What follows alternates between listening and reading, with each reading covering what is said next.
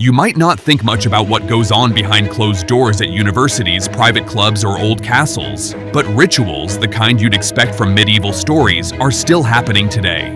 Not in movies or books, but in real life, in elite circles across the world. In the middle of a quiet redwood forest in California, there's a place called Bohemian Grove.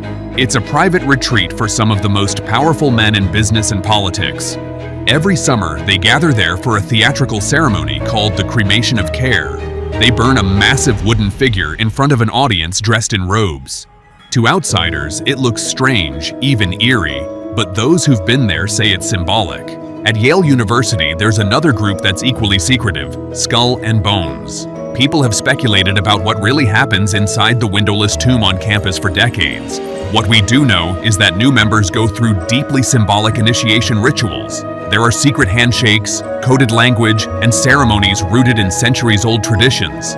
These rituals are meant to create loyalty, secrecy, and a lasting bond that goes far beyond college life. Freemasonry is one of the most well-known fraternal organizations in the world. Their rituals are packed with symbolism and date back hundreds of years.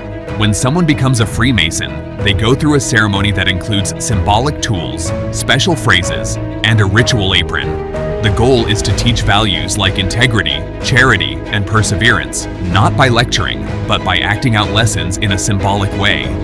In Britain, there's an order that's even older, the Order of the Garter, founded in 1348. It's the most prestigious order of knighthood in the country, and its ceremonies are filled with pageantry and tradition. Members wear elaborate robes, swear ancient oaths, and take part in banquets that have changed very little since the Middle Ages. Most of it happens out of public view. Even the British coronation ceremony, the one we see on TV, has layers of ritual that most people don't notice. It's more than just placing a crown on a monarch's head.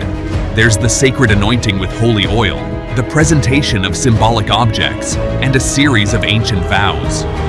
These elements are rooted in religion and tradition, designed to show that the monarch's role isn't just political, it's spiritual.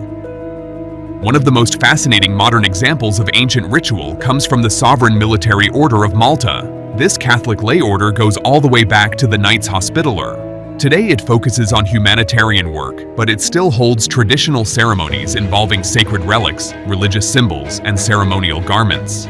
These rituals aren't just symbolic.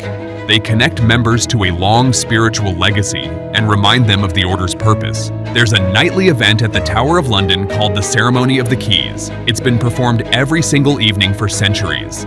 As night falls, the yeoman warders, also known as beefeaters, follow a strict process to lock the gates. Most people see it as tradition, but it's also about symbolism. It represents the protection of the crown jewels and the history of the monarchy.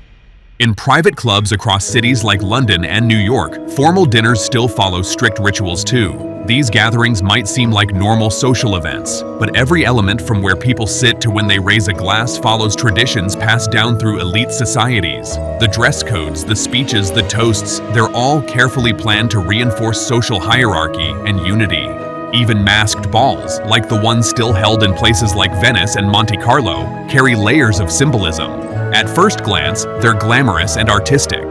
But under the surface, there's etiquette, tradition, and ritual in every movement. The masks, the dances, the order of toasts, none of it is random. These events are built on centuries of customs that turn a party into something more meaningful. Behind every mask is a participant following rules that have been passed down quietly over generations. These rituals might seem distant from everyday life, but they're very real and still practiced today. They're not relics, they're living traditions. It makes you wonder how much of what we see is just the surface and what's really happening underneath it all.